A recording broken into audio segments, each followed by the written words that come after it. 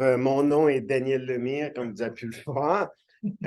Pour les Québécois qui ont un certain âge, ça va rappeler quelqu'un d'autre, mais pour les plus jeunes, ils ne savent pas c'est qui Daniel Lemire, c'est correct. C'est parce que c'est un humoriste, mais un peu âgé. Euh, ben moi, je suis aussi à l'Université du Québec, mais je suis à l'Université de Luc, où on enseigne en ligne, ce qui est très, très bizarre et que personne d'autre fait au Québec, comme vous le savez. Ça, c'est une blague, mais bon. Et donc, je vais vous parler c'est un dada que j'ai, c'est en fait de faire des benchmarks, donc de mesurer, je vais l'expliquer plus à fond, là, mais de mesurer la performance du logiciel. OK? C'est quelque chose qui est superficiellement simple, mais un peu comme, euh, par exemple, bon, il y a deux qualités importantes au logiciel. La qualité la plus importante, c'est qu'il soit correct. Et puis la qualité seconde, c'est qu'il soit efficace. Euh, pour le premier cas, c'est-à-dire pour qu'il soit correct, ben, on a appris notamment à écrire des tests. Bon, ça a l'air facile, on écrit des tests, mais encore, puis là, évidemment, moi, je ne parlerai pas de ça, mais c'est beaucoup plus complexe qu'il n'y paraît. Je vous soumets que pour ce qui est des benchmarks, il y a le même degré de complexité. C'est-à-dire que ça a l'air simple, hein? On exécute une fonction, on regarde combien de temps c'est exécuté, voilà, chose est faite. Mais en fait, c'est un petit peu plus compliqué. On le voit en pratique quand on essaie de faire un travail un peu fin. Euh, Puis donc, ça, c'est des. Je n'ai pas d'article encore à ce jour, puis ce n'est pas nécessairement des idées nouvelles. En fait, ce que je vais vous présenter, ce n'est pas des idées nouvelles. Euh,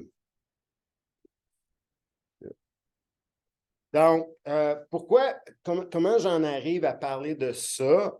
Qu'est-ce que j'ai fait? Ben, pour une grande partie, pour peut-être les 15 dernières années, ce que j'ai fait, c'est d'essayer d'écrire du logiciel qui était extrêmement efficace, qui était très rapide.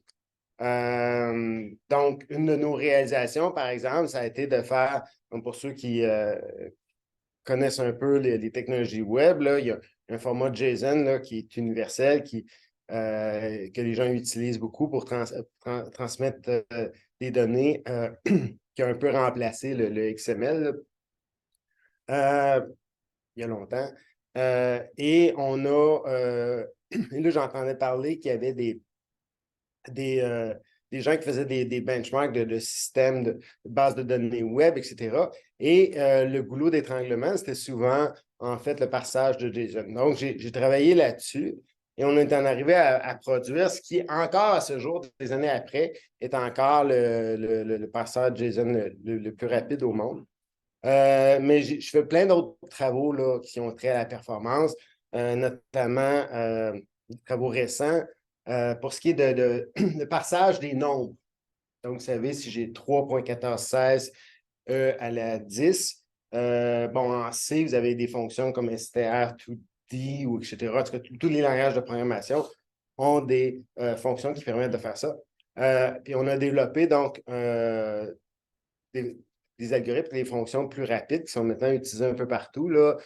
Donc, ça a été adopté par GCC, par Rust, pour ceux qui aiment Rust, etc. Puis, donc, je pourrais continuer longtemps comme ça, mais l'idée, c'est que je passe beaucoup de temps à essayer d'écrire du logiciel qui est extrêmement efficace, puis de gagner finalement même des. Il n'y a pas de compétition ouverte, mais d'arriver puis de prouver que c'est le logiciel le plus rapide possible, en faisant beaucoup de comparaisons. Donc, ben ça, c'est ma tendance naturelle. Donc, tout ce que je vous présente, euh, le code est ouvert, il est sur GitHub. Donc, j'ai du code en C là, qui permet de reproduire mes résultats. J'aime souvent revenir au contexte parce que c'est important de motiver les questions d'efficacité logicielle, puis de remettre ça en contexte. Euh, Donc, maintenant, il est très facile là, dans ma PlayStation 5, dans mon salon. J'ai un disque qui dépasse les 5 gigaoctets par seconde en lecture séquentielle. Euh, dans mon Mac, même mon MacBook, c'est un petit peu moins que ça, là, c'est à quelque part en 2,5 à peu près. Mais là, il y a des disques qui vont, ben, il y en a qui existent maintenant, mais PCI Express 5, il y en a qui sont commercialisés, là, qu'on va acheter prochainement, qui atteignent une vitesse de 10 gigaoctets par seconde. Donc, pour ceux qui ont des cheveux blancs comme moi, souvent, on se faisait dire que ben, la performance n'était pas très importante parce que de toute façon, on était toujours limité par l'input-output. Ça peut rester vrai, mais il y a beaucoup quand même de pression de ce côté-là. Demain, je pourrais avoir la même discussion par rapport pour les experts en réseautique. Il y a évidemment des progrès aussi en bande passante qui sont comparables. Donc, puis bon, ça, c'est juste un contexte, là. C'est juste pour une mise en contexte pour qu'on comprenne pourquoi c'est important en 2023 de s'intéresser à la performance. Donc, pour ceux qui ne savent pas, là, encore là, ceux qui ont des cheveux blancs vont se rappeler que les vitesses d'horloge augmentaient tout le temps, là, puis ça doublait, là, puis en tout cas, ça augmentait de façon assez rapide. Et puis là, ça fait un bout là, qu'on a stagné bien solide. Là, ben, c'est ça, en fait, dans bien des cas, si on regarde des générations successives, des fabricants comme Intel se bardent même pas à augmenter la vitesse d'horloge, puis même parfois, ça diminue légèrement. Ça fait, on pourrait plus parler de fluctuation, là, puis tout le monde s'en fout, dans mon téléphone, bon, j'ai une puce qui est probablement meilleure que la génération précédente, mais ça ne veut pas dire que la vitesse d'horloge a augmenté. Généralement, là, c'est pas mal fixé. Là-dedans, ça tourne dans des affaires comme 2,5 GHz, des trucs comme ça. Donc, on n'a pas de gain de ce côté-là. Évidemment, on a plus de cœur. Mais si on s'intéresse juste à un processus, donc une fonction qui s'exécute sur un seul cœur, ben, de plus en plus, on se retrouve dans un contexte où on va être entièrement, la performance va être entièrement limitée par le calcul. Bon, c'est un peu plus compliqué que ça parce que quand même les cœurs deviennent plus gros, sont capables d'exécuter plus d'instructions par cycle, etc. Néanmoins, on n'a pas des gains faramineux comme on a déjà eu qui rendaient finalement les préoccupations de performance moins importantes parce qu'on peut juste dire à l'utilisateur, ben, attends 2 ans, puis tu te rappelles, hein? Attends 2 ans, puis ça va être assez rapide. Fait que moi, je ne mettrai pas 6 mois à optimiser mon code. Tu as juste à attendre, puis Intel va régler ton problème. Là, on ne peut plus vraiment faire ça. Ça veut dire que, paradoxalement, je ne dirais pas que c'est la chose la plus importante au monde à faire, mais il y a beaucoup d'intérêt pour ce qui est d'optimiser le logiciel. Euh, donc, un exemple, il y avait, ben oui, il y avait une présentation récemment. Dans le navigateur, on essaie, on adopte des technologies comme WebAssembly pour essayer d'accroître l'efficacité finalement, pour accroître l'efficacité du web, donc, ou des applications qui s'exécutent dans le navigateur. C'est presque entièrement motivé par des préoccupations de performance. Donc, il y a beaucoup, beaucoup d'intérêt là-dedans. Donc, comment on fait pour améliorer la performance du logiciel? Ben là, je ne rentrerai pas tout dans. Il y a plusieurs techniques, etc. Puis ce n'est pas mon objet. Mais généralement, ultimement, on en arrive à une hypothèse que je qualifierais de scientifique. Donc, on dit, on a un code, et puis on fait une modification au code, puis là, on a le code B. Puis notre hypothèse scientifique, c'est le code B améliore la performance. Le code B améliore la performance par rapport au code A. Donc, on a deux trucs, puis on veut les comparer. Jusque-là, ça a l'air simple. Donc, on calcule le temps écoulé. Hein? Donc, puis on regarde si le temps écoulé a diminué. Ça fonctionne super bien si vous triplez la performance, hein, par exemple. Donc, vous trouvez un moyen, là, votre code est épouvantablement inefficace, vous enlevez une routine dont vous n'avez pas besoin, je ne sais pas, votre code est écrit en Python, vous le réécrivez en C. Bon, là, ça va aller assez bien de faire la démonstration. Vous n'avez pas de problème. En pratique, ce qui se passe souvent quand on travaille à optimiser un logiciel, c'est que c'est incrémental. Hein? Donc, on n'est pas capable d'un seul coup, okay, à moins de partir avec un code qui était très mauvais, mais généralement, si le code n'était pas si mal au point A, l'amener à tout de suite à un gain de performance important, c'est difficile. Donc, généralement, en pratique, on va plutôt arriver à dire j'espère avoir un gain de, par exemple, 5 Et là, ça, c'est extrêmement difficile à mesurer. D'abord, juste changer de compilateur ou juste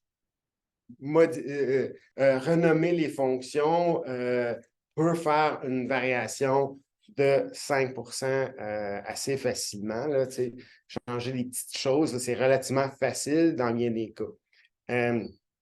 Donc, il y a comme une incertitude là, un peu quantique à la Heisenberg. Là.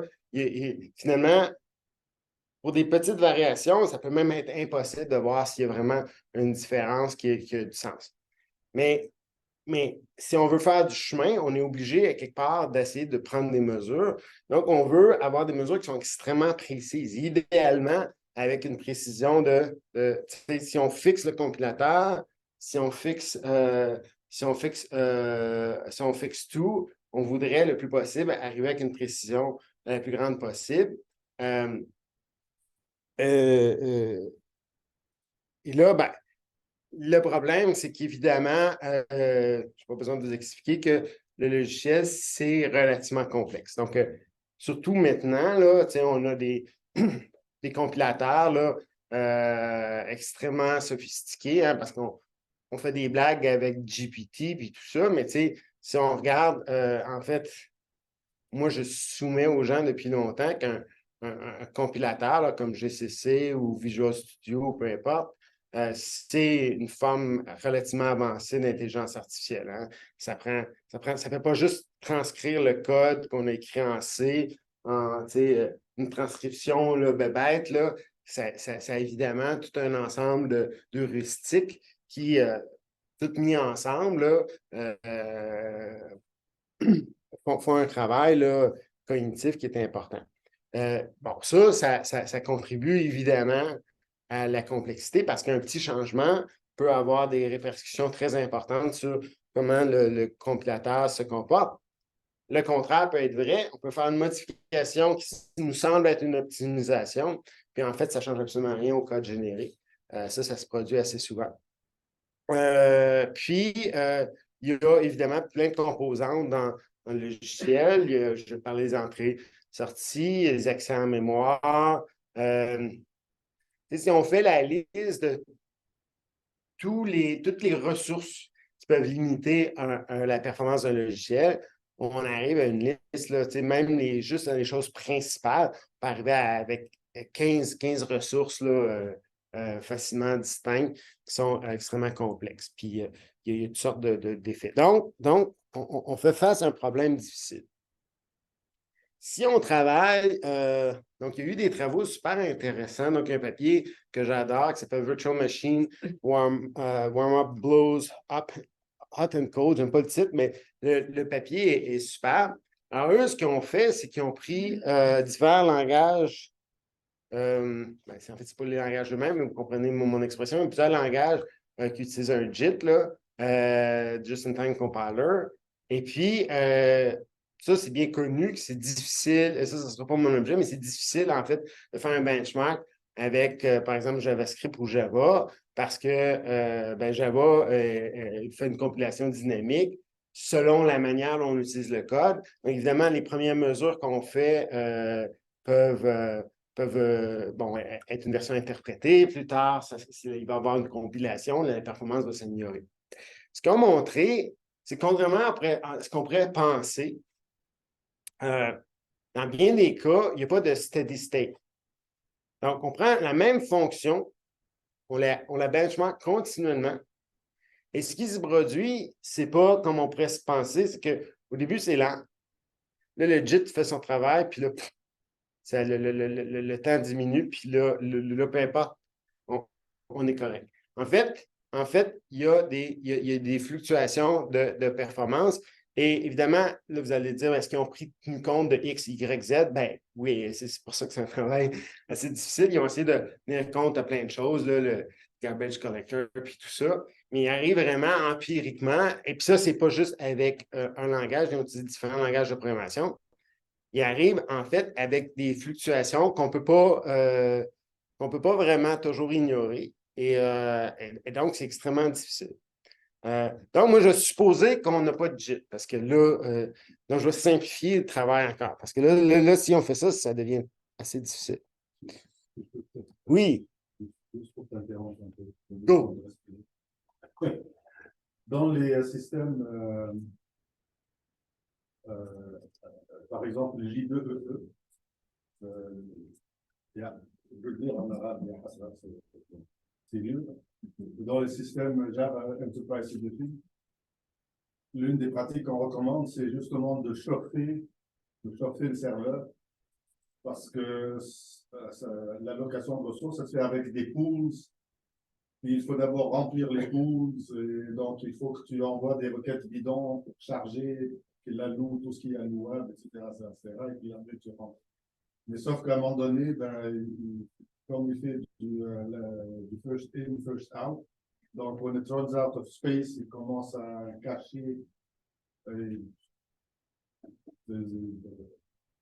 Donc ça est visible aussi à une chaîne un peu plus. Oui, oui. Alors, c'est ça.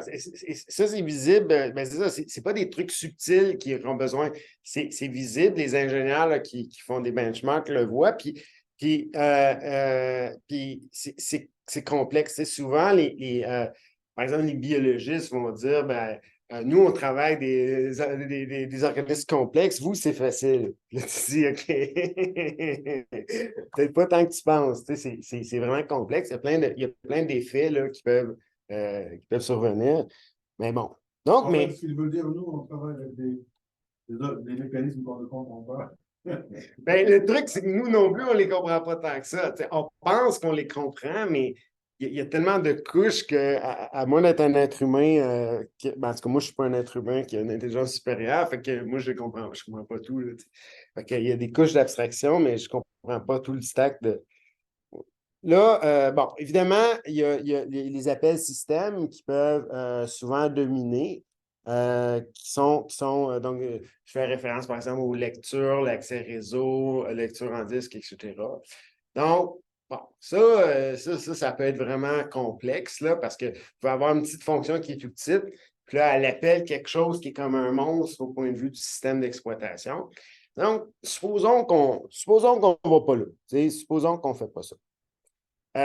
L'autre truc qui est complexe aussi, puis ça, je prépare une suite à mon affaire, mais on peut, si vous avez le code A, puis le code B, puis vous avez changé vos structures de données, puis vous avez beaucoup de données. Mais là, c'est complexe parce qu'il y a tous les accès en mémoire dont les caractéristiques peuvent changer. Fait que là, les comparaisons entre les deux cas peuvent devenir assez difficiles parce que là vous avez les mémoires tampons, puis l'effet de tout ça, ça peut être difficile à comparer. Évidemment, les mémoires tampons, il faut que ça soit réchauffé, etc. Fait que là, ça devient compliqué. Fait que supposons qu'on garde plus ou moins les mêmes structures de données. C'est-à-dire les données sont les mêmes ou vous n'avez pas beaucoup de données. Fait que là, on se rapproche de quelque chose qui a l'air simple. J'enlève couche à couche toutes les difficultés. On a aussi un autre problème qu'on peut éliminer, c'est les tout petites fonctions. Donc, Donc, si vous voulez mesurer la performance d'une fonction, par exemple, si vous avez une fonction qui calcule le pi à 20 décimales, ben, ça peut être difficile de mesurer la performance de ça juste parce que, l'exécution est tellement rapide. Si ça prend 120 cycles pour exécuter votre fonction, bien là, évidemment, vous avez une incertitude là, qui peut être difficile à pallier. Fait que supposons qu'on n'a pas des fonctions qui sont vraiment tout petites, tout petites, tout petites. Là, déjà, une fonction a quand même une certaine taille, là, une opération qui n'est pas triviale. OK. Fait ce que j'ai fait, OK, là, donc, je donne un exemple ici, puis ça, j'ai le code, là, vous pouvez reproduire ça. Ce que j'ai fait, c'est que je prends une chaîne de caractères en arabe, puis je suppose qu'il est en UTF-16, donc format Unicode qui est utilisé par Java et puis beaucoup utilisé par Microsoft. Puis je veux le convertir en UTF-8, donc c'est un autre format Unicode qui est très utilisé sur le web. Donc ça, c'est commun là, comme problème. On a observé une chaîne de caractères dans une base de données. Microsoft, elle risque d'être UTF-16. Ça veut dire que par défaut, c'est deux octets par caractère. Là. Puis là, on veut la convertir en UTF-8. Puis là, on mesure. Là, ce que je fais, le graphique, à quoi il correspond? Fait que chaque point est un appel de la fonction.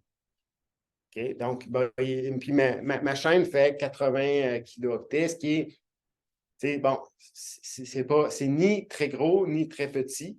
Je l'ai choisi pour que ça soit quelque chose là, qui se mesure bien. Puis là, je fais juste exécuter la fonction et puis je mesure le temps avant et après.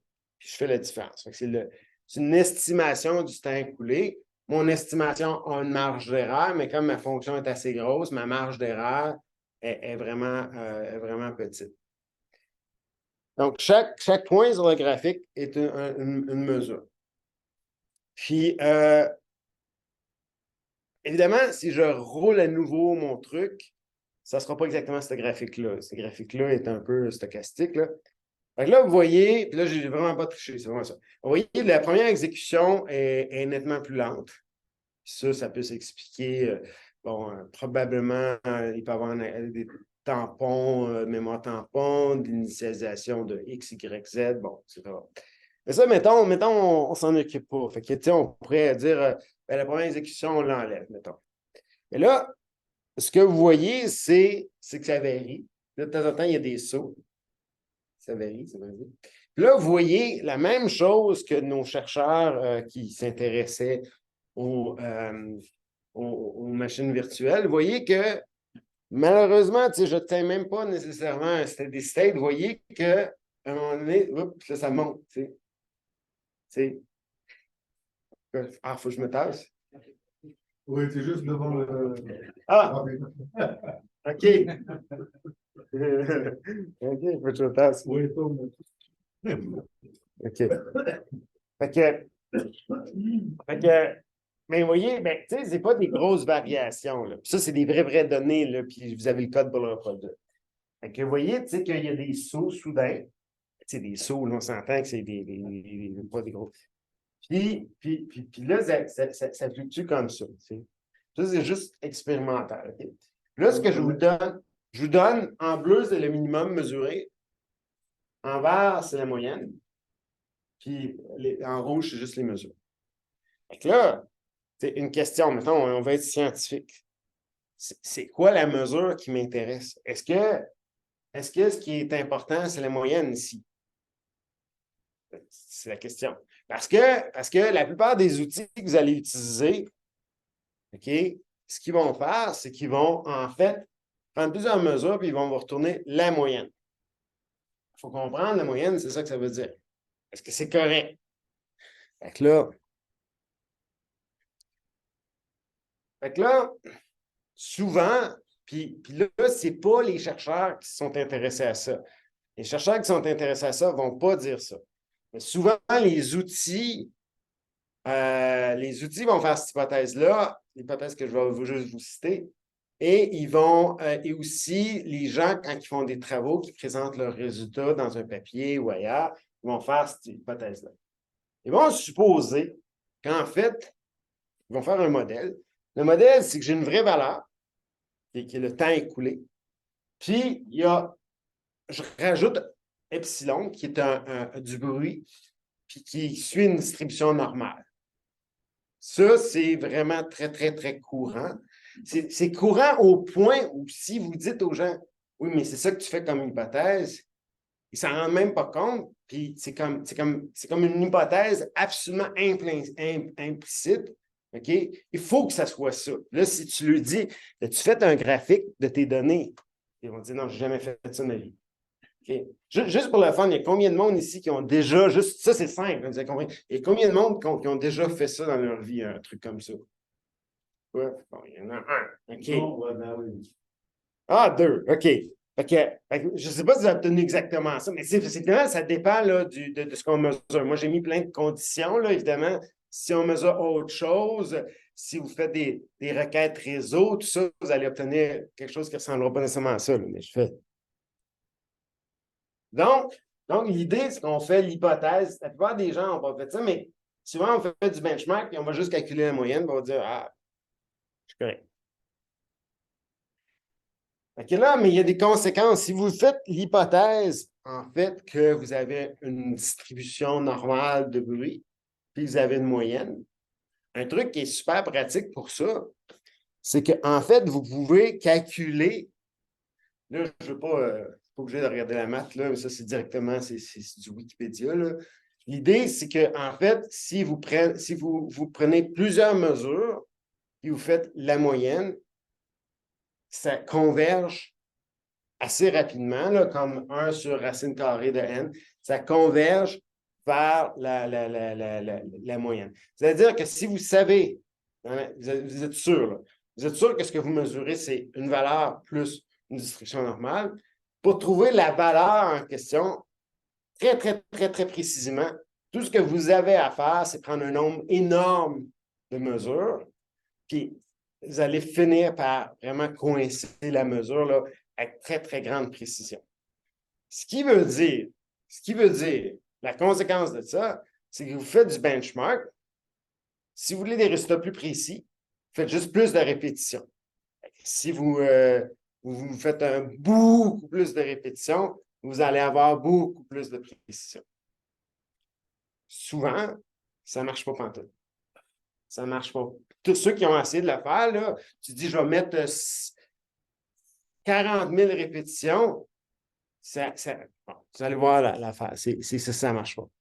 Fait que là, mais juste, tu sais, mettons là, que vous n'êtes pas matheux, là, puis que ça ne vous intéresse pas, cette affaire-là, là, mais tu sais, c'est pas super intéressant. Mettons, mais tu sais, peut-être comme vous êtes des informaticiens, vous êtes capable d'utiliser Python, là, fait que vous utilisez Python, NumPy, là, puis là, vous le faites juste avec une simulation, là, fait que là, vous n'avez pas besoin de faire confiance à vos talents mathématiques, là. Vous faites juste ça, fait que là, quand je fixe mu, je fixe sigma, puis je fais juste générer des valeurs selon une distribution normale. Puis, j'augmente progressivement. L'idée, c'est que j'augmente de 20 mesures à 2000 mesures. Puis là, je mesure mon erreur de mesure. Donc, là, ici, ça, on ne le voit pas, là, mais je prends, par exemple, 30 mesures, je regarde l'écart type ou l'erreur type. Et je regarde, ça, c'est une mesure de ma précision. Et là, si vous faites une simulation, ça vous dit que si vous avez votre précision en fonction du nombre d'échantillons, la courbe, là, ben, vous voyez, ben, c'est 1 sur racine carrée de n, là, mais ça devrait avoir l'air de quelque chose comme ça. T'sais. Puis vous pouvez simuler en Python, fait que même si vous ne faites pas confiance à mes talents mathématiques ou à Wikipédia, avec Python, vous pouvez simuler. Fait que là, c'est ça que ça devrait être. Fait que là c'est super intéressant parce que ça dit, ben, sais, si je prends 100 mesures, puis si je prends 2000 mesures, j'ai vraiment accru substantiellement ma précision. Puis comme c'est l'ordinateur qui travaille, ben, tu sais, je vais juste mettre 2 millions de mesures, puis je vais juste revenir le lendemain, puis ça va être fait. Ou, fait que je suis capable d'arriver avec des mesures super précises. Ça veut dire que je vais créer mon papier, puis je vais dire, j'ai une précision de 0,1%, puis tout le monde va être content, puis ça va être super génial. Ça ne marche pas dans la vraie vie. C'est pas une distribution normale. Fait que là, ben, tu sais, à l'œil, si vous regardez mon premier graphique, ça n'avait pas vraiment l'air d'une distribution normale, c'est ça le truc. OK. Fait que là, je vais le faire avec du vrai code. Puis essentiellement, c'est l'équivalent de mon Python, sauf que je prends des vraies mesures, là. Tu sais, fait que j'écris une fonction, transcode, elle retourne le temps qu'elle a pris pour exécuter. Et tout le code est là, vous n'avez pas besoin de lire, mais c'est juste vous montrer que je peux coder le truc, OK?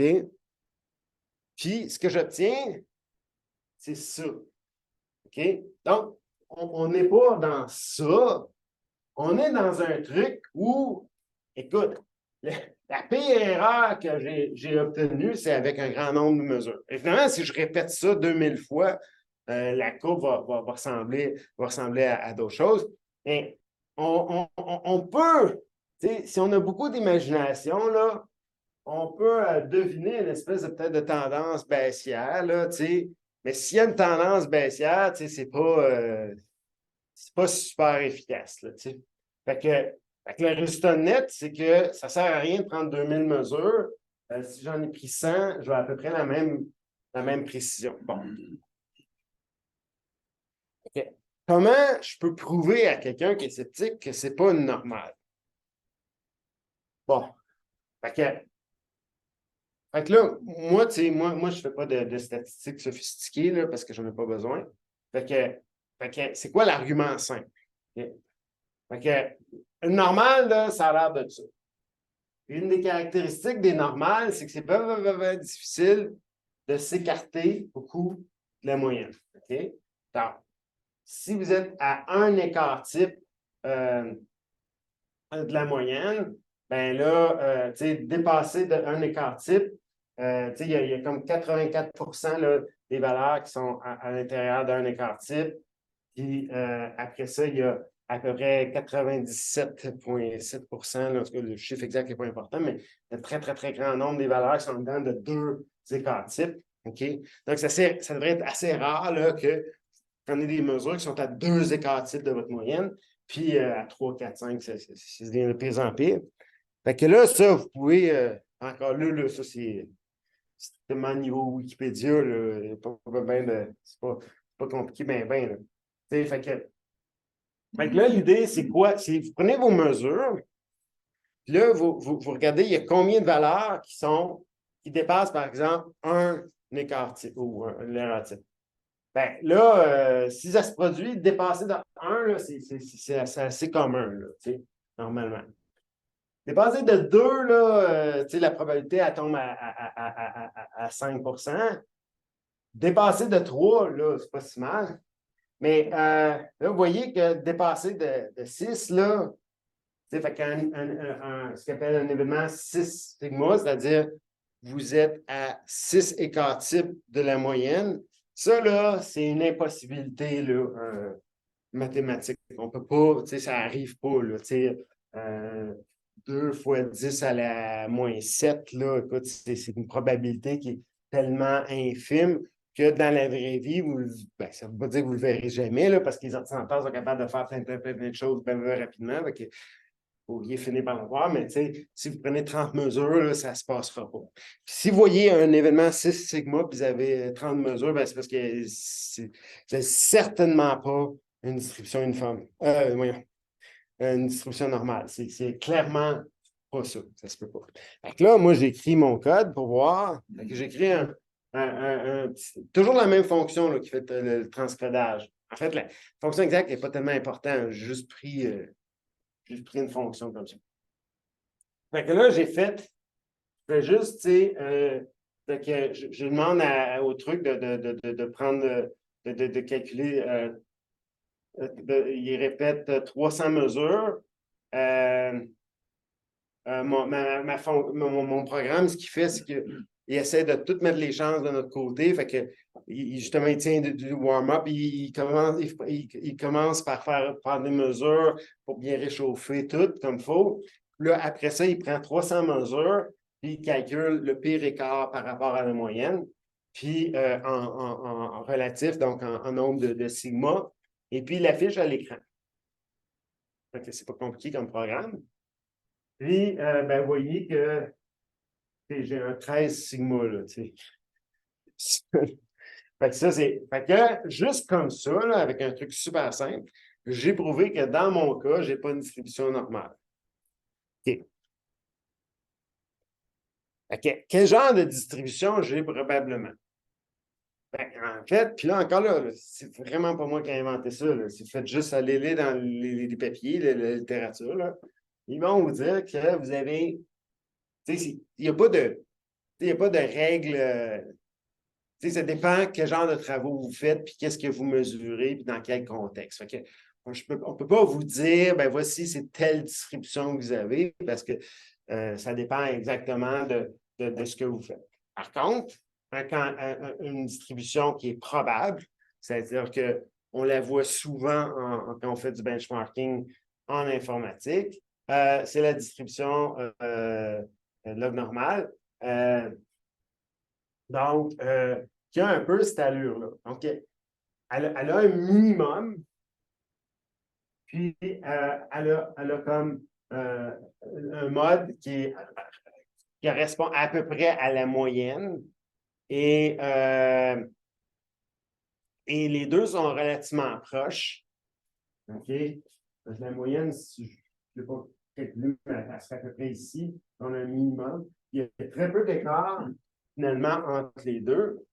Mais on a une très, très longue queue ici, là, qui n'a pratiquement pas de limite, là. Et la queue a quand même un poids important. Euh, donc, puis tu sais, si on a mis ce bout-là, c'est pratiquement un 1 sur X, là, ça ressemble un petit peu à un 1 sur X. Ça, c'est quand même super fréquent. Puis, comment on peut penser à ça? Un modèle mental qui pourrait expliquer ça, c'est que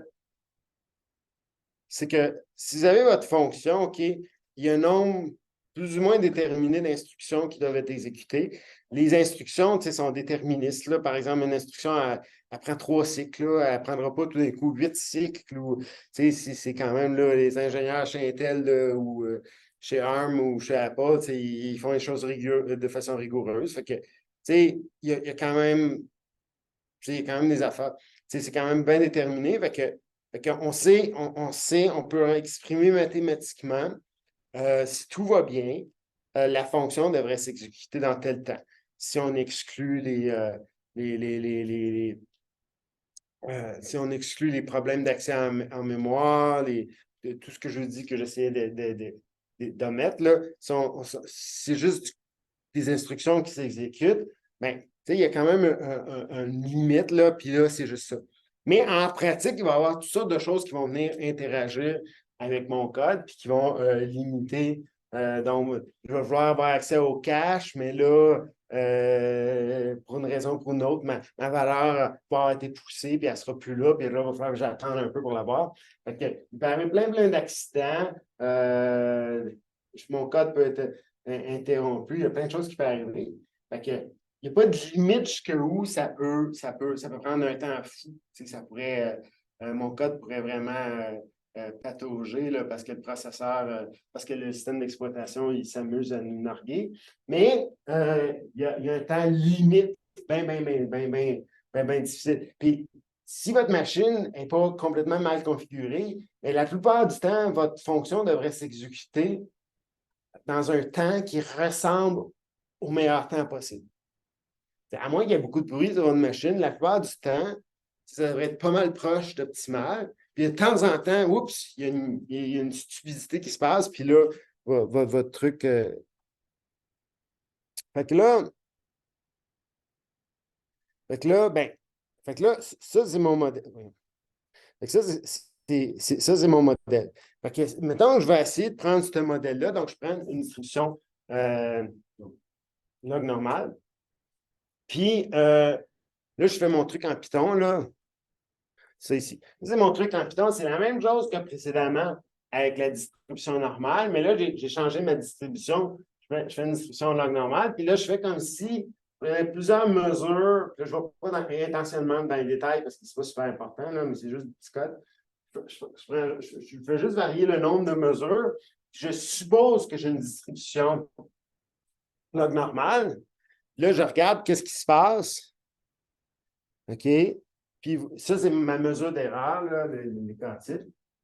Là, vous voyez que ma mesure d'erreur, ben, on voit très bien que ce n'est pas parce que j'ai 2000 échantillons plutôt que 200 que j'ai subitement moins d'erreurs. Puis, de temps en temps, ben, l'erreur, ça, c'est purement synthétique. Là. Ça, c'est pas du mesuré. Ça, c'est vraiment ça, c'est du Python, là, tu sais. Tu fais une simulation avec NumPy, là, puis blablabla, puis tu supposes que tu as une distribution log normale, puis là, tu prends des mesures comme ça, puis là, tu arrives que tu vois que mesurer plus souvent ne semble pas t'amener à une convergence. Tu n'es pas capable de converger vers une certaine moyenne. C'est pas que tu n'arrives pas à la mesurer, c'est juste que c'est relativement difficile. Donc, tu n'es pas capable d'accroître ta précision facilement. OK. Donc là, ce qu'on peut faire, c'est qu'on peut se dire, je vais lâcher l'histoire de la moyenne, là, parce que, tu sais, la moyenne, là, si on y pense, c'est le truc à mesurer si tu as une distribution normale. C'est une distribution normale, c'est pas grand-chose d'autre. Tu sais, c'est très, très naturel, c'est centré, c'est symétrique. Ben, je vais avoir le milieu, c'est parfaitement naturel. Mais si je vous dis, hey, non, mais là, ta distribution, c'est log normale, puis là, j'ai un truc comme ça, bien, déjà, la moyenne, c'est bien moins intéressant, mais un truc qui vous intéresse probablement, c'est le minimum.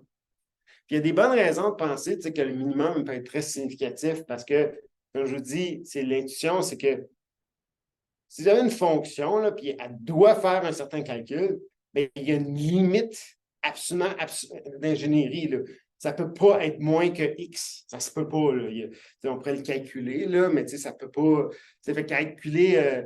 Si vous avez une fonction qui calcule pi avec 18 chiffres significatifs, ben, votre fonction, là, elle a un temps minimum d'exécution, à moins que votre compilateur triche et il précalcule le résultat. Oui. En fait, quand tu prends le minimum, c'est-à-dire tout ce qui est au-dessus du minimum, ça, c'est juste les instructions système qui prennent plus de temps. Ben, ça pourrait être une façon de le voir, c'est ça, c'est ça. Fait que là, ce que je fais, c'est, OK, moi, ce qui m'intéresse, je reviens au truc de début, c'est que je veux prendre une mesure avant, puis une mesure après, puis là, je veux savoir si j'ai amélioré mon sort ou pas. Est-ce que mon nouveau code est plus vite que le code précédent? Fait que, puis pour pouvoir maximiser la chance que je prenne une bonne décision, mais je veux que mes mesures soient précises, qu'il y ait le moins d'erreurs possible sur mes mesures. Ce que j'ai fait, là, j'ai trop de chiffres significatifs, tout ça, puis c'est pas important, mais ce que j'ai fait, j'ai dit, OK, je vais prendre les mesures, donc la même fonction que j'ai décrite précédemment, qui fait du transcodage, tout ça. Là, je dis, OK, je vais prendre 200 mesures, 2000, 10 000. Là, vous voyez que, bon, ça fluctue, mais c'est pas évident que si je vais dans ce sens-là, de prendre de plus en plus de mesures, je n'améliore pas tellement mon sort. Mais là, je calcule deux affaires différentes. Je calcule la moyenne, OK? Puis je calcule le minimum. Vous voyez que le minimum, OK, est plus fiable. C'est-à-dire que si vous avez une fonction, OK, puis vous faites un benchmark de cette fonction-là, puis vous répétez plusieurs fois, mettons, prenez 30 mesures, puis calculez le minimum.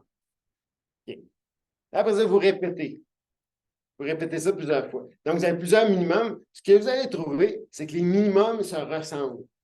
Ils varient moins que la moyenne. Si vous prenez Ben, évidemment, là, je suppose que vous êtes dans mon cas à moi, là, parce qu'il peut y avoir des exceptions à cette règle-là. Mais je vais le dire autrement, il se peut que la moyenne diverge beaucoup plus d'une mesure à l'autre par rapport à le minimum. Le minimum peut vous donner une mesure qui est beaucoup plus stable. Donc, ça veut dire que mes mesures ici, dans le cas qui me concerne, je suis pas mal certain que je suis à l'intérieur d'à peu près 1% de marge d'erreur.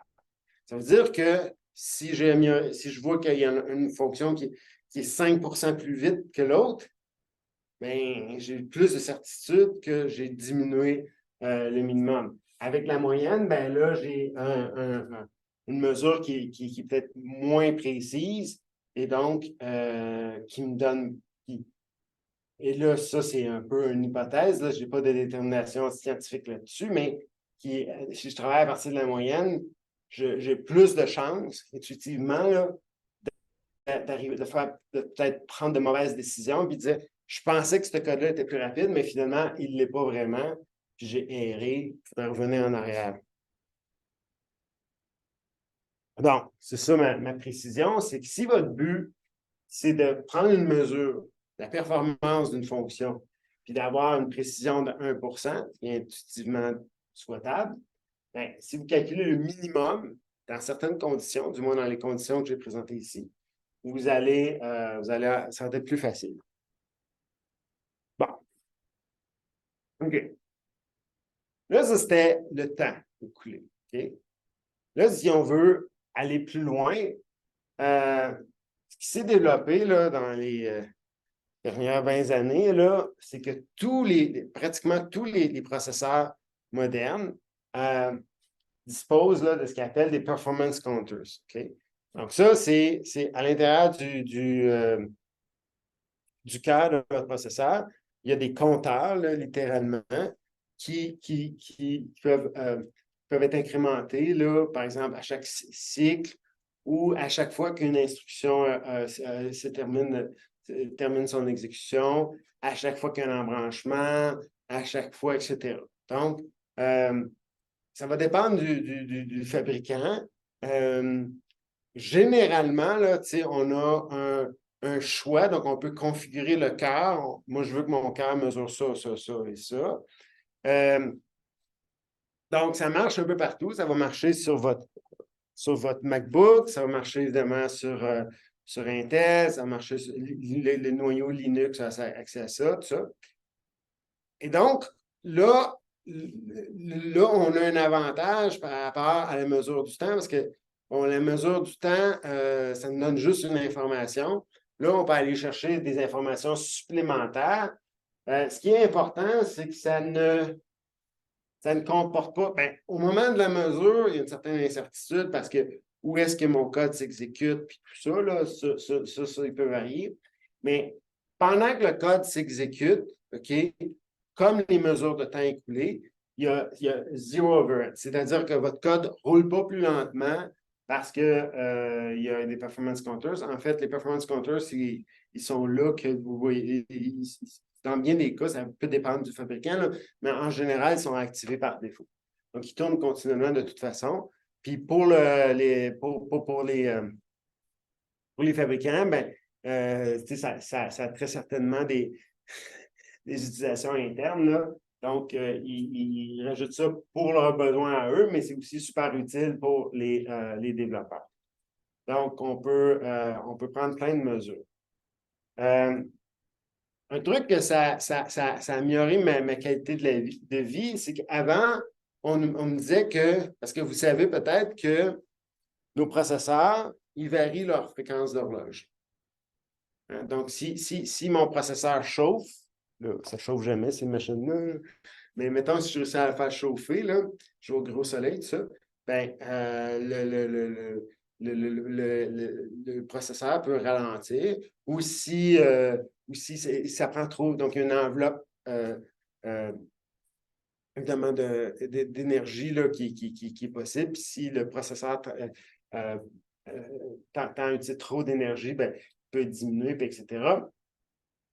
Puis, bon, c'est relativement complexe, mais c'est ça. Donc, les processeurs vont se mettre en mode turbo, etc., pour essayer d'aller chercher plus de jeux, etc.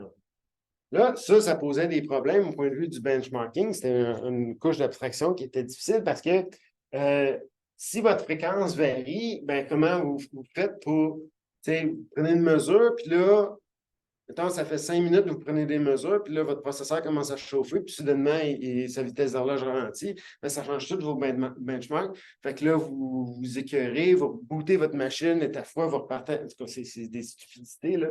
On n'arrive plus à s'en sortir. La beauté avec les performance counters, c'est que vous pouvez mesurer la fréquence effective. Donc, la fréquence, vous pouvez dire, ben, ma fonction, elle a fait tant de cycles en tant de temps. Donc, vous pouvez mesurer exactement pendant que ma fonction roulait, le processeur, sa fréquence moyenne, là, était ça. OK? Donc, ça simplifie beaucoup la vie parce qu'au lieu de vouloir contrôler la vitesse d'horloge, qui peut être difficile, vous pouvez vraiment la mesurer. Donc, ça enlève une source d'incertitude. Bon, ça a des limites, vous ne pouvez pas tout mesurer en même temps. Ça dépend du type de processeur. Donc, il y en a, ils peuvent être limités à 2 mesures, il y en a 4, mais ça peut être 10. Ça vous prend aussi un accès privilégié. Je pense que je vais répéter plus tard, mais ça prend aussi, donc, plein de gens, dont moi, travaillent en info nuagique de nos jours. Donc, en info nuagique, les processeurs, du moins les processeurs Intel, pour avoir accès aux performance counters, il faut avoir le CPU au complet. Donc, si vous avez juste accès à un cœur, ben, le cœur, lui, souvent, là, si vous êtes sur Amazon, avec juste un cœur, vous n'aurez pas les performance counters. Donc, il faut vraiment avoir accès au CPU complet. Là, donc, ça vous prend un système complet. Mais ça, c'est Intel. Si vous allez vers ARM, il n'y a pas nécessairement ce problème-là sur Amazon. C'est ça que j'explique. Donc, c'est ça. Donc, pour le processeur Intel, ça prend, faut vraiment que vous ayez tout le truc au complet. Pour Graviton, là, ceux qui ne l'ont pas essayé, là, chez Amazon, on a des processeurs Graviton ARM là, qui sont vraiment superbes, qui sont en fait, à bien des égards, sont plus puissants que les processeurs Intel. Donc, je ne sais pas si vous avez des actions de chez Intel, là, mais ils valent moins cher qu'ils valaient. Donc, le truc génial, c'est que là, ça, c'est un exemple, même benchmark qu'avant, mais cette fois-là, je fais juste mesurer le nombre d'instructions exécutées. Fait que là, vous allez dire, ah oui, mais t'as encore ta pointe épouvantable. Oui, mais attendez, mes chiffres sont trop petits, là. Mais avant ça, j'avais des pourcentages de variation qui dépassaient qui allaient les 5-10%. Mais là, en fait, ça, c'est juste parce que je n'ai pas mis mon truc à l'échelle, il ne part pas. S'il partait à 0, vous ne verrez rien, là, tu sais. Fait que c'est juste tout petit, tout petit. OK, il y a quelques cas où j'ai des points d'instruction dans ce benchmark-là. Et à part ça, c'est super stable, là. Vraiment hyper stable. C'est toujours le même. Ben, c'est parce que c'est un truc simple, là. C'est juste transcoder des caractères, là. Il n'y a pas de. C'est bon, il y a des embranchements, mais les embranchements sont faciles à prédire, tout ça. Fait qu'il n'y a pas de difficulté tellement. Fait que j'ai une précision qui est impossible. Si je compte le nombre d'instructions exécutées, j'ai une précision qui est impossible à obtenir avec le temps. Le temps, ça varie. C'est plus complexe comme variable. Fait que là, vous pouvez utiliser les performance counters, vraiment une terminologie française de ça, là, mais je n'ai pas fait de recherche. Fait que je vais l'utiliser en Java, évidemment en C, C++, en Go, en fait, à peu près n'importe quel langage là, va vous donner accès à ça. C'est rendu pas mal un peu partout. Là. Fait que c'est quand même assez accessible. Puis, ça, c'est un petit peu controversé, mais un bon guide, souvent, toute chose étant égale, c'est que si vous prenez 2 mesures puis vous avez réduit le nombre d'instructions, OK? Puis là, vous n'avez pas, par exemple, changé, comme je le disais, c'est sûr que si vous avez un tableau pour remplacer un calcul dispendieux, bien là, votre tableau, ça peut être juste un seul chargement en mémoire. Donc, vous avez juste une seule instruction, mais elle peut être super dispendieuse parce que là, vous allez en mémoire RAM, là, puis ça coûte super cher. Puis au lieu de ça, bien, parfois, ça peut être plus. Mais si vous avez gardé si vous n'utilisez pas plus de mémoire, si vous n'avez pas plus de mémoire, si vous n'avez pas inséré des gros tableaux, en général, là, réduire le nombre d'instructions, c'est gagnant. Réduire le nombre d'instructions, en général, ça ne veut pas toujours, mais presque toujours dire que vous avez une bonne optimisation. Évidemment, il y a des choses dont il faut tenir compte. Par exemple, il y a certaines instructions qui sont plus coûteuses que d'autres. Donc, sur certaines machines, par exemple, la division entière là, peut coûter plus cher. Mais ça, c'est assez. Il n'y a pas tant de différence que ça souvent. Là, le nombre d'instructions qui sont 10 fois plus coûteuses qu'une autre sont assez limitées.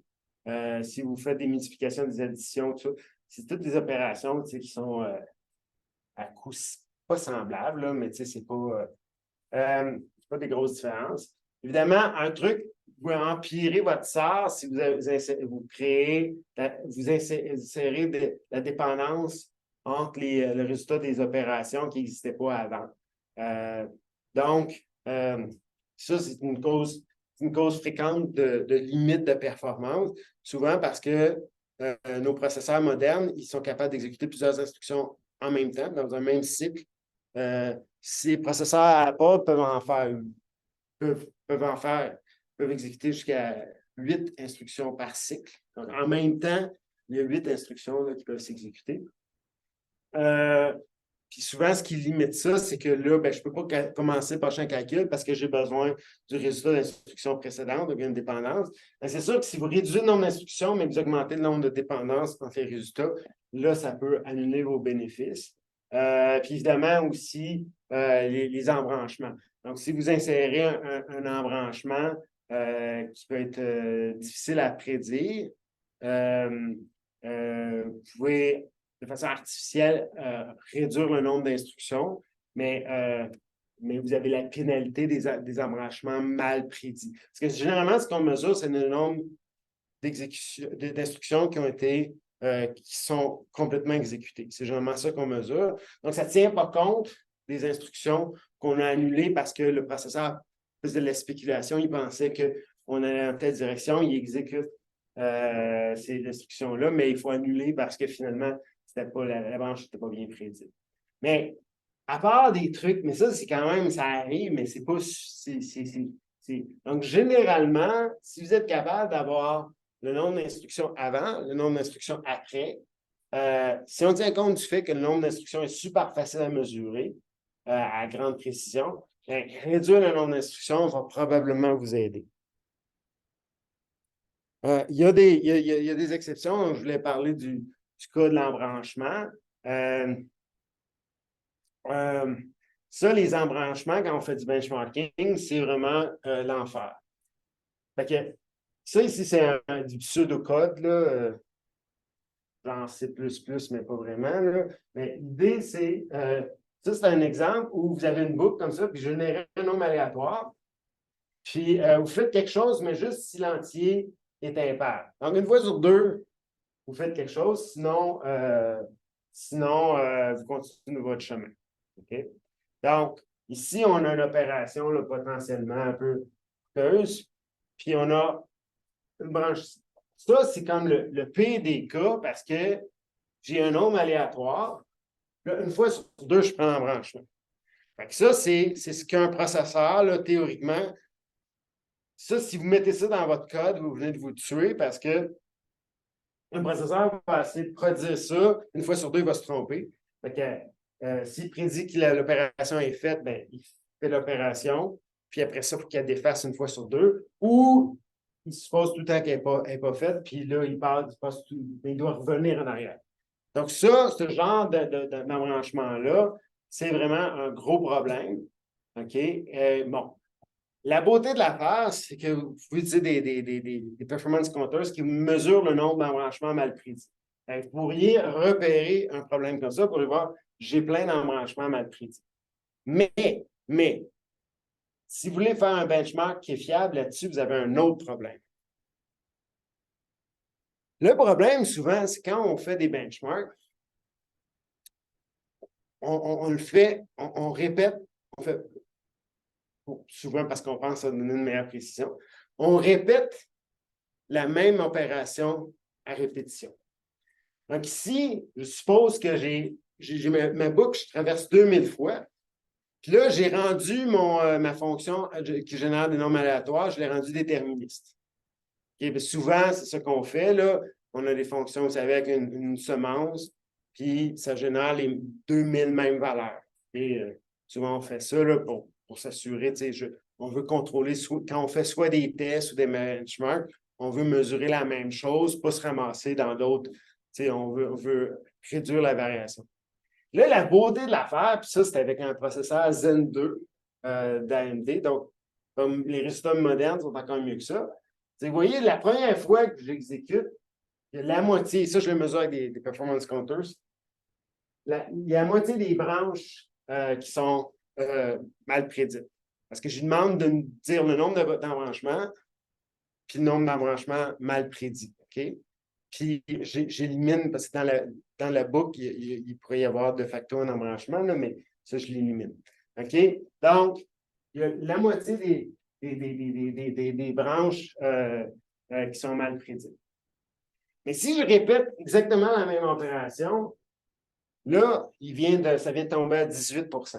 Puis si je répète à 7 fois, bien, à un moment donné, il arrive à prédire exactement, OK, 2000 embranchements.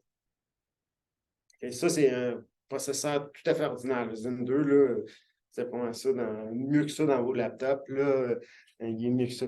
Donc, ça, c'est un autre problème quand on veut mesurer. C'est quand on introduit des embranchements et on ne fait pas assez attention, souvent, ça va donner une apparence de gain.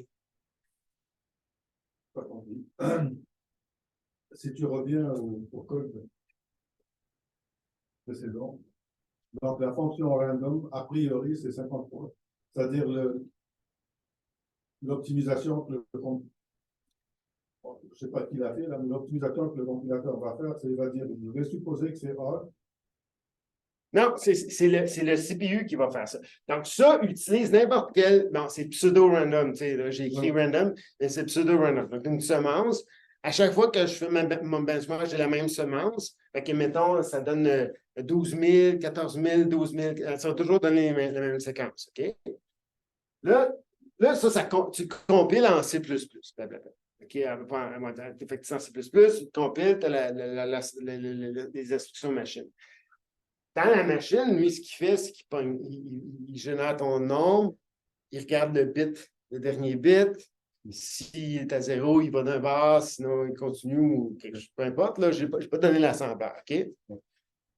Donc, en principe, OK, si tu veux faire une square dans la vraie vie, il faut que tu supposes ici que tu as une fois sur deux que la branche est mal prédite par le processeur, c'est pas le compilateur. Ben, le compilateur, lui, il pourrait essayer de faire quelque chose, mais là, quoi qu'il fasse, il va juste se tirer dans le pied.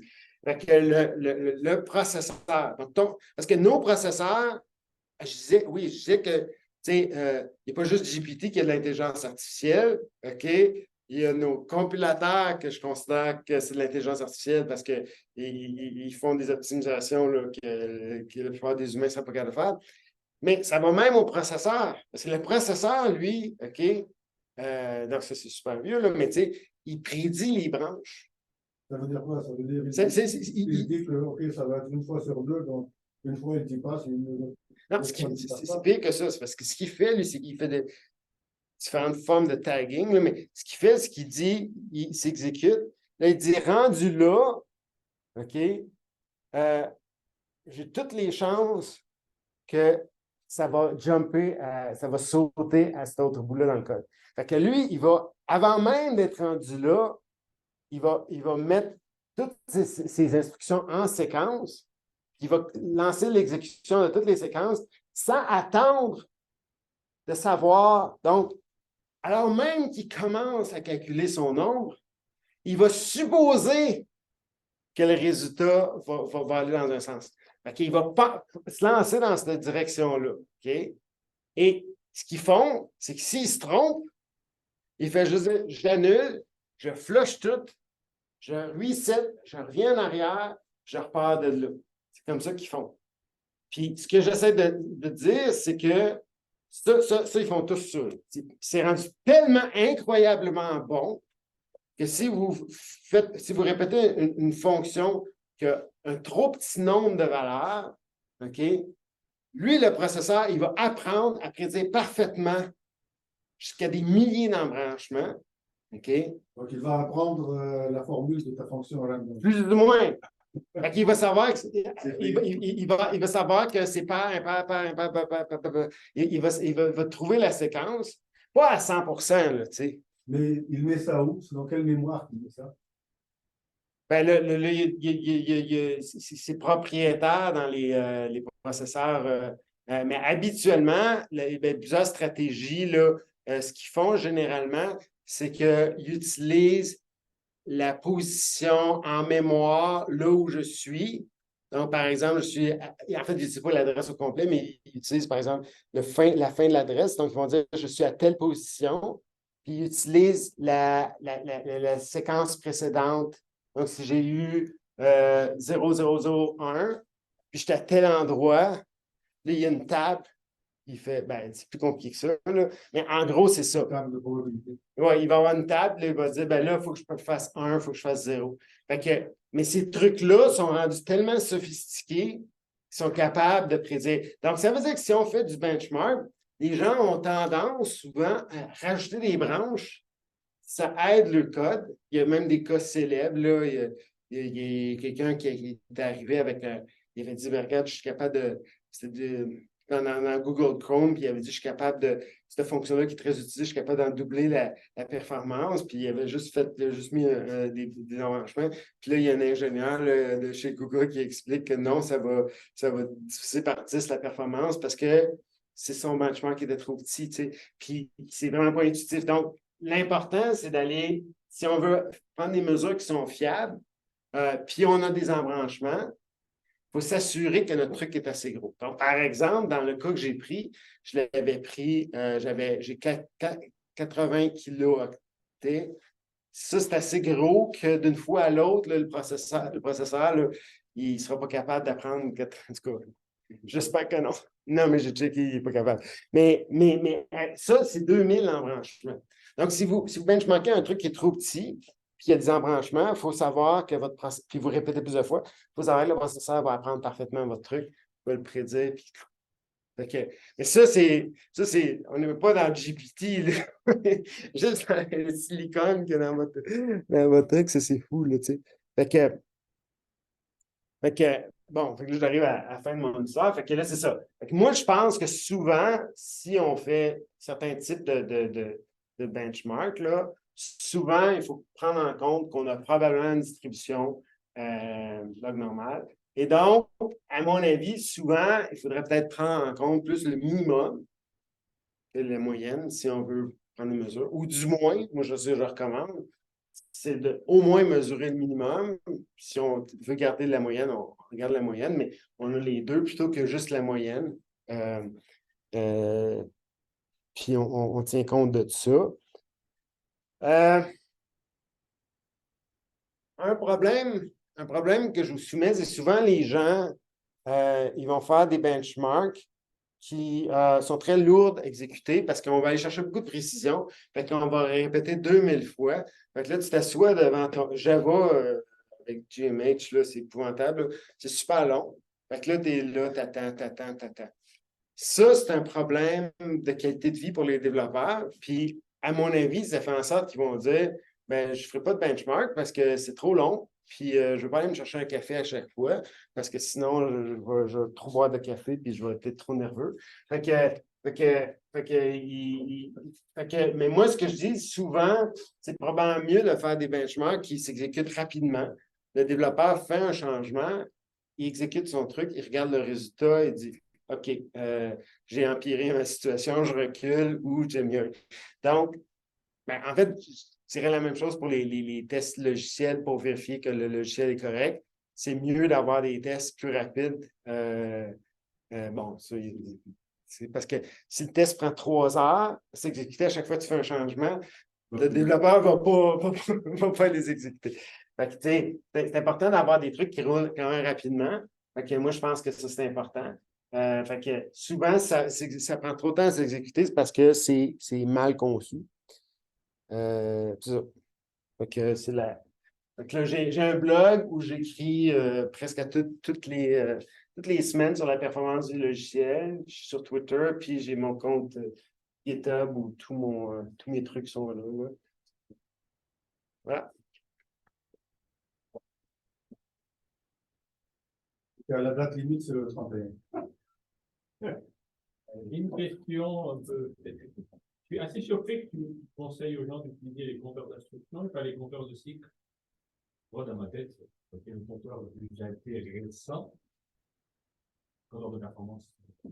Ah oui, oui, non, non, oui, oui, OK, ben oui, évidemment, le nombre de cycles, ben là, c'est sûr, oui, oui, le nombre de cycles est super important, mais c'est souvent,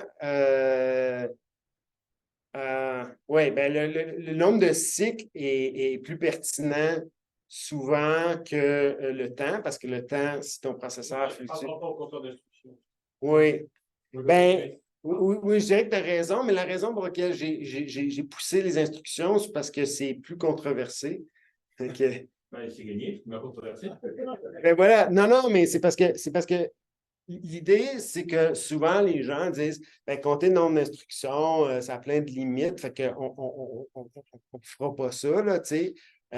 Mais le nombre d'instructions va avoir une mesure d'erreur qui va être beaucoup plus faible que le nombre de cycles. Le nombre de cycles peut varier. Il y a plus grande variation, mais j'ai envie de dire que au final, c'est plus ce que tu veux peut-être. Ben, ultimement, tu veux diminuer le problème. Le problème, ce que j'essaie d'illustrer, c'est que quand tu fais des petits changements et tu veux mesurer l'effet d'un petit changement, avoir quelque chose qui est extrêmement précis peut être parfois te permettre de prendre une décision. Autrement, si tu arrives et tu as le nombre de cycles, puis si jamais à cause, là, je recommande, c'est pas que je dis ne pas utiliser le nombre de cycles, mais je dis, il faut voir le prix à payer. Le prix à payer, c'est que c'était quelque chose comme le nombre de cycles qui est, c'est excellent, là. C'est ça ultimement que tu veux voir diminuer, mais si tu prends ta mesure, puis là, tu dis, oups, le nombre de cycles a diminué, fait que je vais faire ce changement-là. Mais là, il y a un coût si tu es dans l'erreur. Parce que tu sais, dans le fond, là, optimiser le logiciel, c'est souvent du gradient descent. Là, on comprend que là, tu es là, puis là, tu cherches à diriger vers un minimum. Là. Puis là c'est le problème avec ça, c'est que si ta mesure est incertaine, bien là, tu peux aller dans la mauvaise direction. Moi, je cherche toujours à essayer de voir quelque chose qui est vraiment super précis. Et souvent, les gens ne pensent pas à mesurer le nombre d'instructions ou ne savent pas que c'est possible. Oui, mais oui, le nombre de cycles, le nombre de cycles, c'est un peu le temps, là, presque. Là. Ce que tu veux réduire ce nombre de cycles, mais ce que tu peux mieux mesurer et comparer, c'est le nombre d'instructions. C'est l'argument que je fais. Parce que dans le fond, c'est un peu la même chose quand je dis de regarder le minimum du temps plutôt que la moyenne. Souvent, dans le fond, ce qu'on voudrait voir diminuer, c'est la moyenne. T'sais. Mais parce que les gens vont dire que la moyenne, c'est plus représentatif. Parce que dans le fond, tu t'en fous que ultimement, une fois sur 1 million, ton code s'exécute super vite, puis le résultat il est là, ce ne serait pas très bon.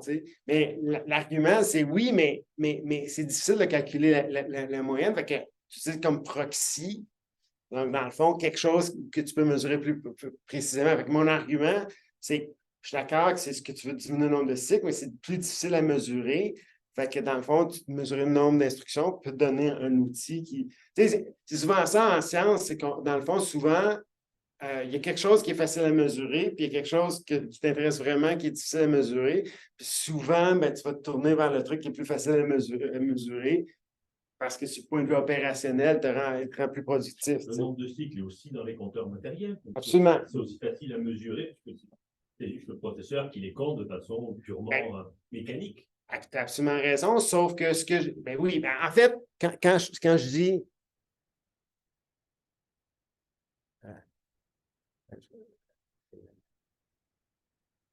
en fait, quand je fais référence à ça ici, je ne l'ai pas expliqué.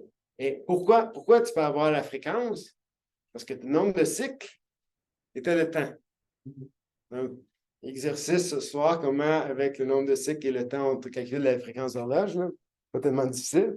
Mais c'est ça. Donc, tu peux calculer ta fréquence d'horloge. Et évidemment, le nombre de cycles écoulés. C'est sûr. Sauf que le nombre de cycles va avoir. Il va souvent, là, parce que dans la vraie vie, souvent, ta fréquence, elle ne varie pas tant que ça. Elle va varier, là, il y a des fois où il va y avoir des saloperies, mais souvent, là, la fréquence est relativement stable. Fait que souvent, dans ce cas-là, si ta fréquence est plus ou moins fixée, parce que Apple, là, il ne s'amuse pas à varier la fréquence du processeur de même. Là, généralement, il la garde fixe. Là, fait que le nombre, calculer le temps ou le nombre de cycles, ça devient plus ou moins équivalent à un moment donné. C'est ça que je dis. Mais le nombre de cycles va être. Non, mais clairement, on s'entend mathématiquement, si ta fréquence est fixe, le nombre de cycles et le temps, c'est la même chose. Pas nécessairement, parce que dans les compteurs matériels, le système d'exploitation prend en compte, par exemple, le changement de contexte quand il y a des changements de basculement de processus, qui fait qu'il est capable de. C'est mieux que le temps.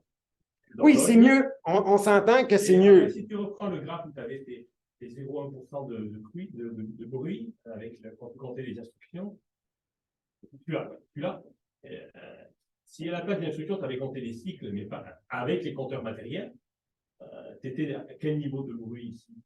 C'est beaucoup plus élevé, là, mais je ne l'ai pas, là, mais dans le code informatique que je m'enligne, j'ai tous les compteurs. Pas tous les compteurs, mais j'ai certainement le nombre de cycles. Mais oui, non, c'est beaucoup plus élevé. C'est beaucoup plus élevé. Pour arriver en bas de, systématiquement, là, en bas de 1%, là, il n'y a pas grand-chose d'autre que les. Mais je pense que c'est un faux désaccord parce que dans la vraie vie, je regarde le nombre de cycles. Là. Ce que je dis, c'est que j'essayais d'amener ce point-là parce que souvent, les gens ne regardent pas ça. C'est comme, ils ne pensent pas que ça, souvent, ils ne savent pas que c'est disponible ou ils ne pensent pas à le regarder. Moi, ce que je dis, c'est que c'est peut-être, c'est underrated. Mais je pense que ça a des bénéfices qu'on n'a pas. Parce que si tu diminues de 5% ton nombre d'instructions, ça ne veut pas dire que tu as amélioré ton code. Mais je soumets que c'est souvent une indication qu'il y a peut-être quelque chose de bien qui s'est passé. Là,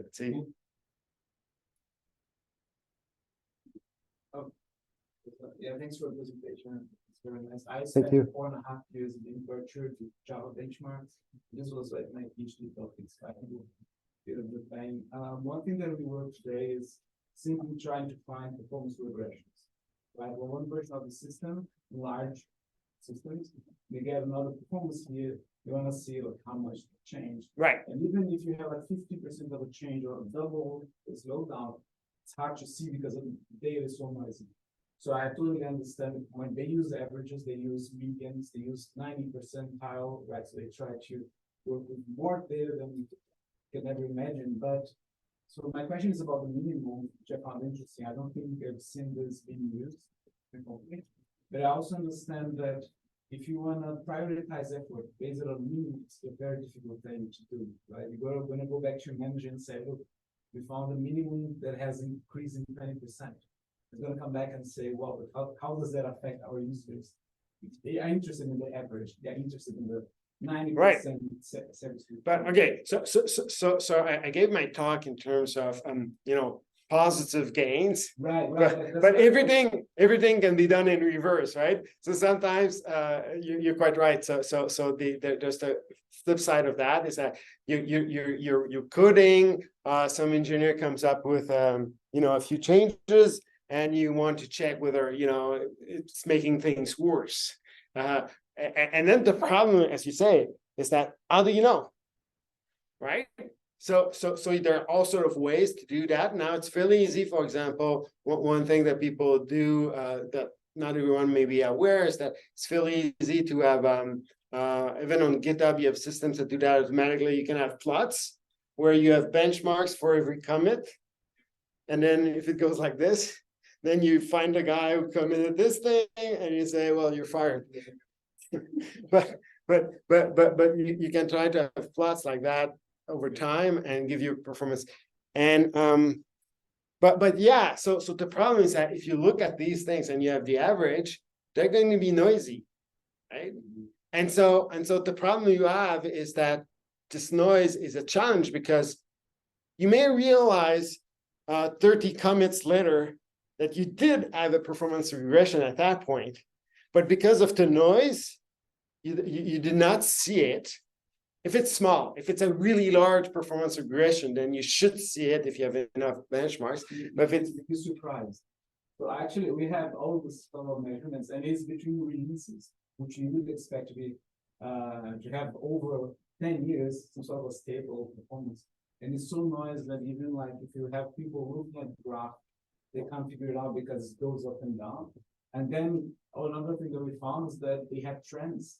Right, so not only the system worsens or gets better, but also the benchmark quality degrades over time, because it starts measuring a simple thing, then starts measuring something more complex later on. So we never tried minimum or maximum for that matter, which I think is an interesting take, as if it's more stable, but harder to justify to the client to spend effort on it, right? right. So my question would be, if in your experience you have seen, okay, we have a minimum of change in 10%. If you look back to the average, can you actually see a difference there or not really? You have to kind of work on the minimum. Well, so what I'm describing here is the process that I've followed, and I don't think I'm the only one, but so basically what I'm doing is I take my software, and of course I try to improve it.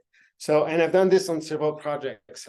You can go on GitHub. I'm involved in different projects, and it has worked out well. And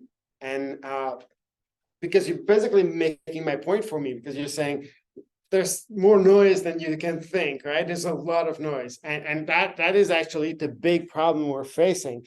Is that if you now you do not talk about the point of making things go faster, but if you want to make them faster, these engineers, to prove to you it's faster, they come up with numbers. Well, if this one is small, well, yeah, maybe it's better, but I'm not sure, right? How do I know? And so you have to take a decision. And what I'm saying is not that it's difficult to make a scientific statement. It's not that I can prove to you that it works, except that we've done it. I've done it time and time and time again. And the end product has always been, really, really fast software. So I've got this track record that it works in practice to optimize the software. I focus on the minimum, including the minimum number of cycles, by the way, which is, but the minimum has been, to me. And my papers, I report the minimum. And the first time I did that, it was tough because the referee did, but now I do, well, we follow the method of this guy here, and the guy is me. Yes. So by the time you've published it a few times, then you just say, I will follow this. Jurisprudence. Yes, it's established now.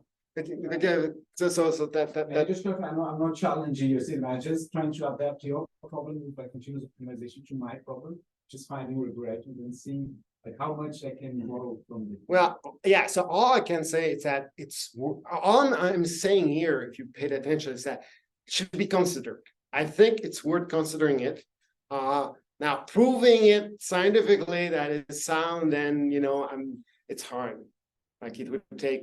I mean, you could do it, I mean, there's a way to do it. You could look at, but you could look at the existing software. You could go on GitHub, pick something and try to measure it and use benchmark. But it's harder than it sounds but you could do studies on this, but it's fairly hard to do. Thank you. Quand tu as montré le premier graphique, il y avait des pics. Premier réflexe, je dis, ben oui, c'est garbage collection. Puis après, ça m'a rappelé, quand j'enseignais Smalltalk au début des années 2000, j'expliquais à mes étudiants que je ne pouvais pas faire un système de guidage de missiles avec Smalltalk, parce que le moment que le missile doit prendre un tournant, il fait garbage collection. Parce que c'était pendant la guerre d'Irak, et où les Américains qui parlaient de leurs smart weapons, mais qui tombaient comme 2 ou 3 kilomètres plus loin. Mais Ruslan serait d'accord avec moi si elle est réveillée, que dans beaucoup d'applications temps réel, ce qui t'intéresse, c'est le maximum. C'est garanti-moi que ça va finir avant within. Je suis là et je suis bien réveillée. Pas en forme, mais bien réveillée. Elle dit qu'elle parle, mais elle dit qu'elle n'est pas en forme, mais Moi, il est réveillé. elle est réveillée. Elle a entendu ça. Oui, oui, et puis j'ai bien écouté toute la présentation et je me posais la question par rapport aux applications de temps réel, effectivement. Aviation.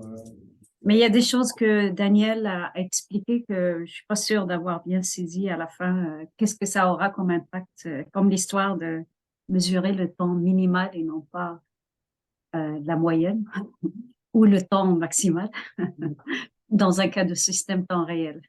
Oui, donc ma prétention, c'est pas qu'il faut toujours mesurer le minimum.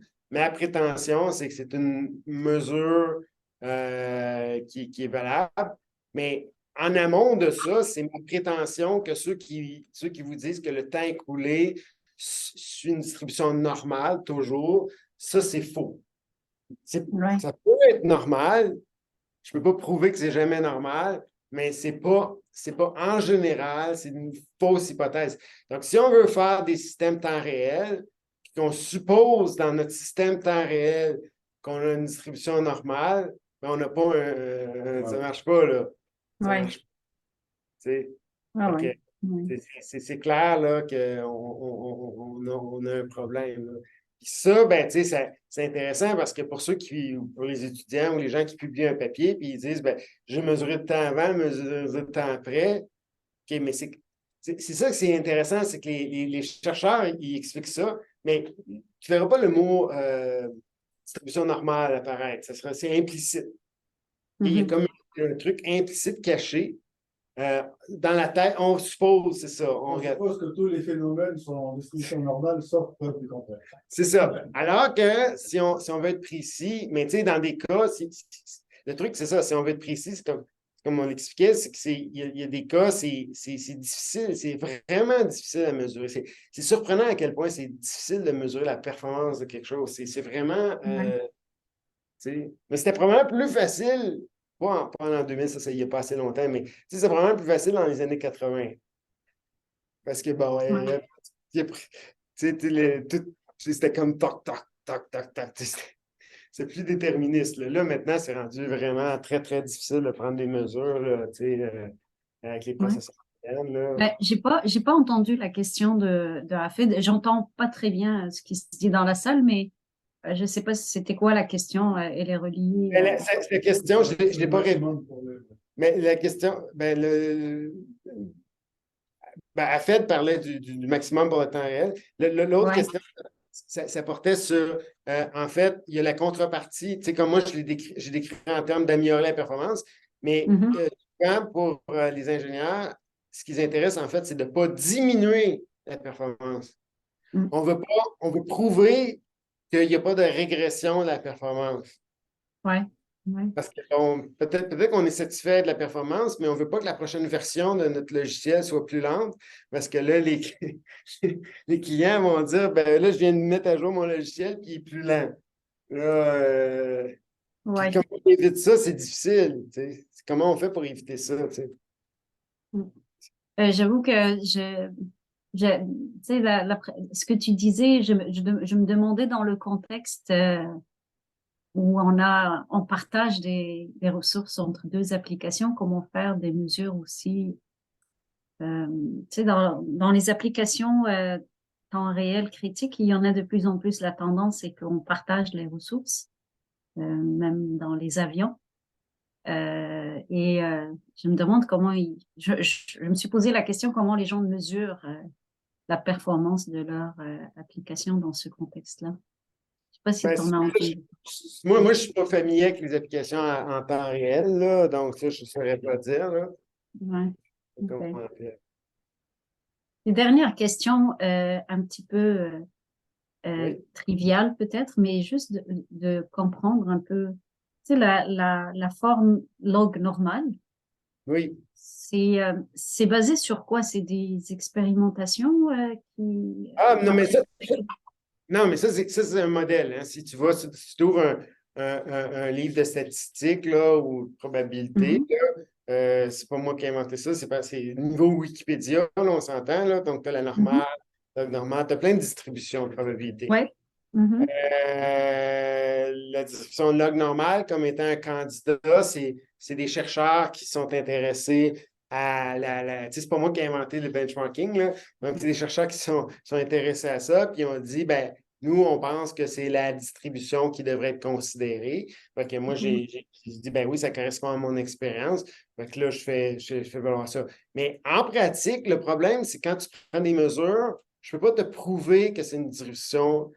Tu sais, prouver que c'est telle distribution, c'est difficile. Ce que j'ai montré dans mon truc, c'est que je peux prouver que ce n'est pas une distribution normale. Là, maintenant, est-ce que mes mesures ont une distribution log normale? Ça, là, il faut faire venir des experts en statistiques, puis qui vont essayer de faire un test statistique pour savoir. Ça, je ne sais pas. Tu sais. Ouais. OK, merci.